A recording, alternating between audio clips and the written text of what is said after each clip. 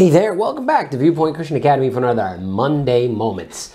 At Viewpoint Christian Academy, we are committed to empowering parents for Christian education. We want to support the local church and help them to initiate Christian education endeavors in the local community. We want to be able to support that and help build that. Today, in our Monday Moment, we're going to take some time and talk about standardized and norm-referenced testing. Things like the Iowa and Stanford 10 California Achievement Tests, the SAT, the ACT, and the new one, the CLT. How should Christian education view them and respond to them? Let's talk about that for a few moments.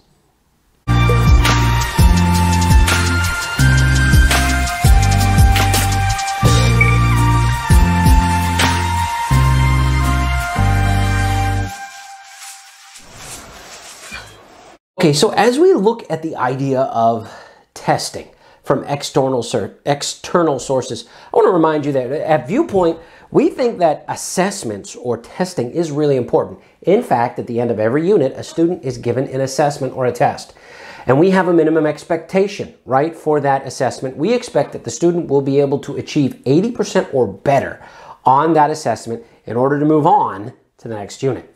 We require it for mastery. So in a program like Viewpoints, we have a high regard and a high estimation for assessments. In fact, every so often there's a quiz or a checkup, and those are assessments of a section. In fact, every day, every lesson, the student is expected to have the material scored, and responses and feedback is given as to whether it's correct or incorrect. That's an actual mini assessment right on that lesson, etc. So we think assessments are really, really important.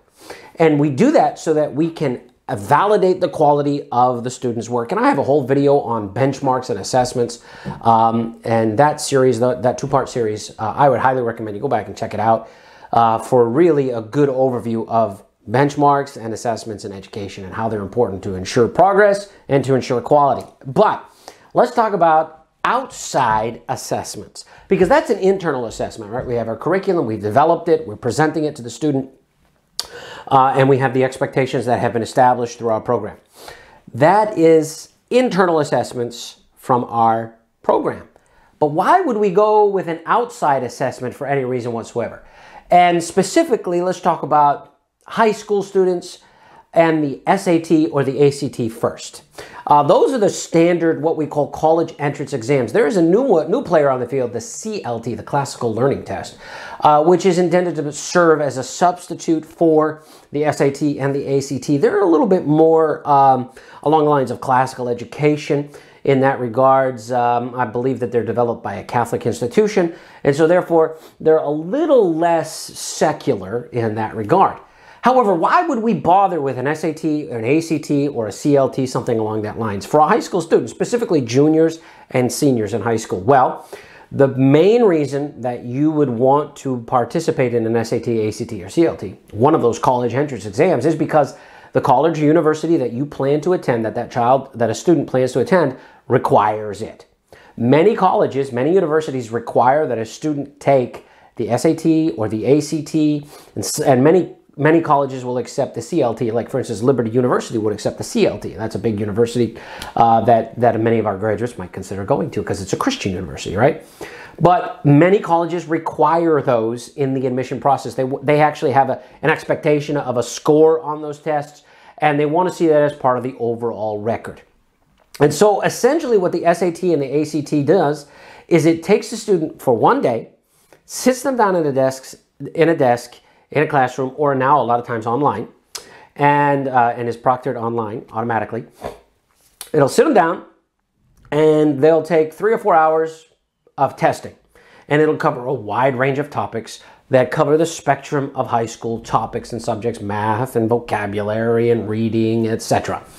Writing as well would probably be one that would be covered in that as well. And the idea is that how the student does on this test shows and gives a snapshot of how they will perform as a student in college. Here's the problem with those tests. I think that they are problematic in the sense that, number one, that's one day and one test to show 4 years worth of effort that a child puts in to achieve a high school diploma. It's not really fair to base everything off of one test on one day. There are so many mitigating factors that could have an effect. You know, the student had a bad day, and so they didn't test well. Or, you know, a whole variety of things. They might have to go to a school building that they are not used to. Oftentimes, this was the case. You'd go to the local public school. You went to a Christian school, or you were homeschooled, and then you had to go to a big public school in a class with about 40 kids. You didn't know who they were, and a teacher in the front that's proctoring you, you don't know who they are. So the environment is brand new, you're nervous. There's so many mitigating factors that could lead to a lower score on an SAT or an ACT that might be, you know, unfair. And I do think that there is a movement away from that. A better judge of how a student does really should be, look at the transcript. How did they do overall in high school? How did their grades fare? What courses did they take? Do they have recommendations? Did they do volunteer service? I think there are so many other things that a college is now beginning to take into consideration.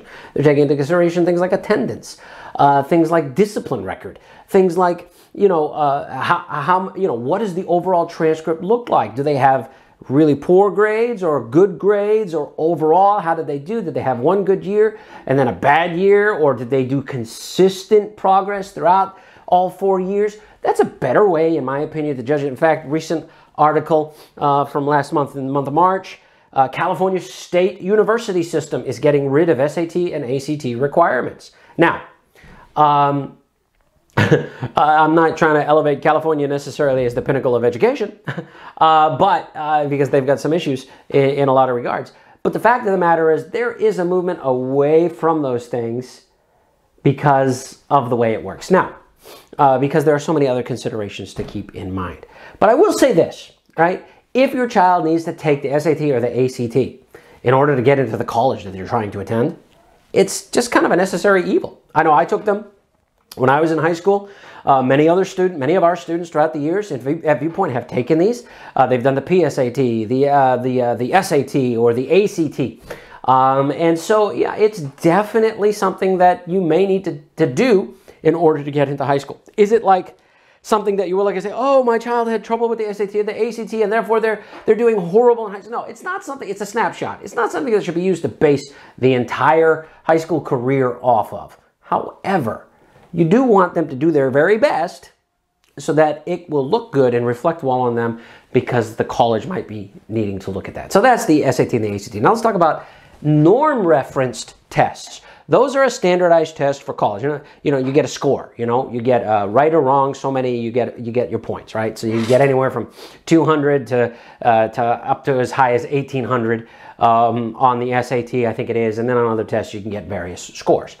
And that's based on how many questions you get right or wrong.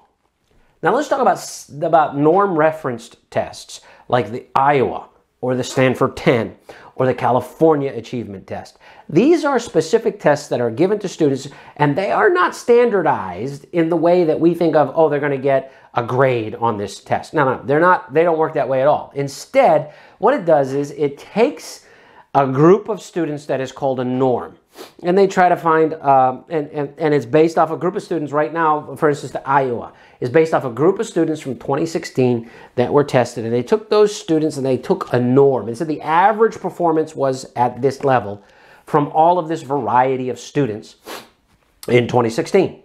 And so then they say, okay, we'll have people around the country take this test, and then they can compare it to the normal or the average group that we have. And we will say, based on your child's performance, they are performing at this level compared to all of the rest of the country. Now, there's pros and cons to this, right? Now, the con is it's one test given in one short period of time that is supposed to be reflective of everything that the child does or doesn't know. And again, there are problems with those kinds of things because of all the outside mitigating factors. Did they have a good day? Was there something going on at home? Did they have trouble sleeping at night? Did their little brother or little sister cry all night, therefore they couldn't sleep well, therefore they weren't performing at their peak the next day? Is the environment new or unique? Is the administrator different? I mean, there are so many factors that could come into play here. So when you're having a test like a norm reference test, again, you have to realize this is a single snapshot of what's going on. Our assessments that we keep at Viewpoint are consistent throughout the year, They don't provide a single snapshot. They provide a broad overview, especially in our Ignition program, because it's weighted on every lesson, quiz, project, and test. And so therefore, it's reflective of everything that the child does throughout the entire year. And so the final average is very accurate and very much demonstrates what the child does not know, what they did not learn, and how well they did. And so, we have a great way of assessing that. But why would we take this one snapshot and compare it to others? Now, some people would say, I got a problem with that because the Bible says comparing ourselves among ourselves, we are not wise. And so I understand that concern. And in fact, I would say that I don't necessarily even love these tests. But why would we bother to take one of these tests? Well, a reason for the ACT and the SAT, again, is because, or the CLT is because college would require it. You need it.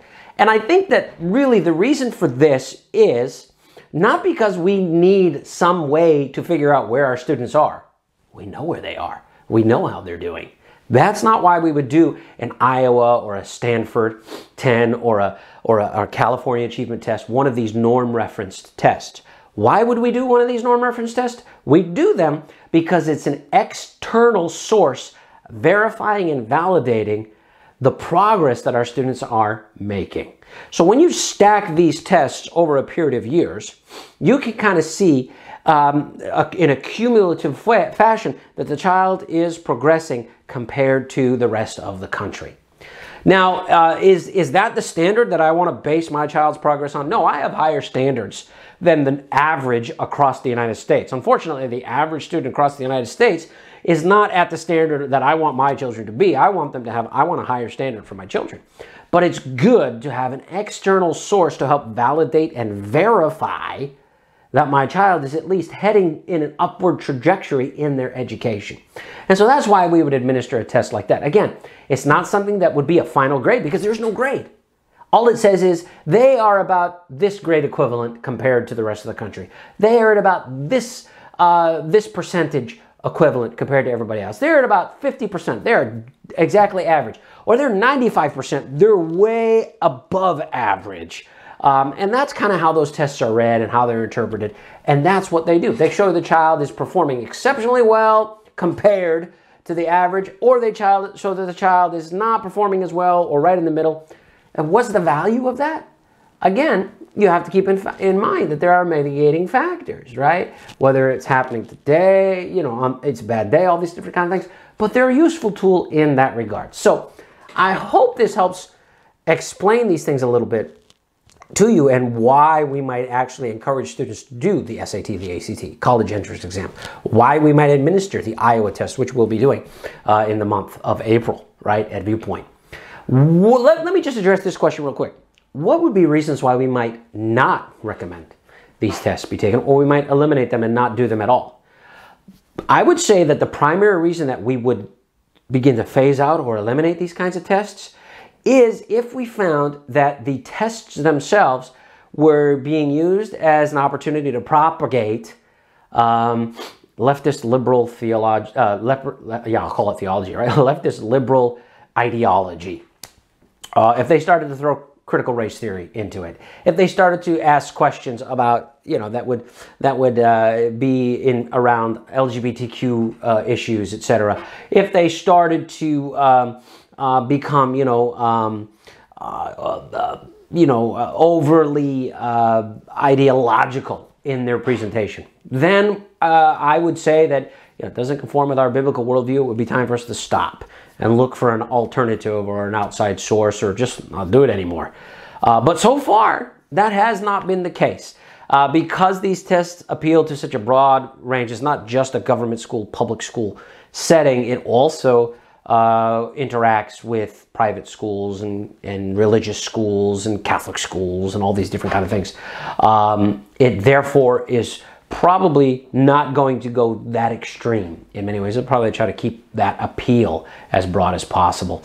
So we're not too worried right now, but we are watching. And if that were to be the case, then we would say, no, we won't do it, and we don't recommend that you do it, and we would look for other ways. Again, Do we know where the child's at? Absolutely, because we have not norm-referenced tests throughout the years. We have standardized tests that the student take that tests that unit to show whether or not they learned the material that was covered and presented in that curriculum. So, anyways, I wanted to just share a few minutes about these tests, how they fit into a Christian school, what their purpose is, and why we might avoid them if we needed to. If you like this video, give it a thumbs up, share it. If this has been nice and practical and helpful for you, I hope you'll give it a thumbs up, like it, and all that good stuff, and let other people know about what we're trying to do here at Viewpoint Christian Academy. God is on the move, ladies and gentlemen. God is on the move, and there's an awakening and a revival that is beginning to break forth in regards to Christian education. And I just want to encourage you to pray about it and ask the Lord to just rescue our children from the demonic ideologies that are being propagated throughout our land. God bless you guys. Have a great, great week.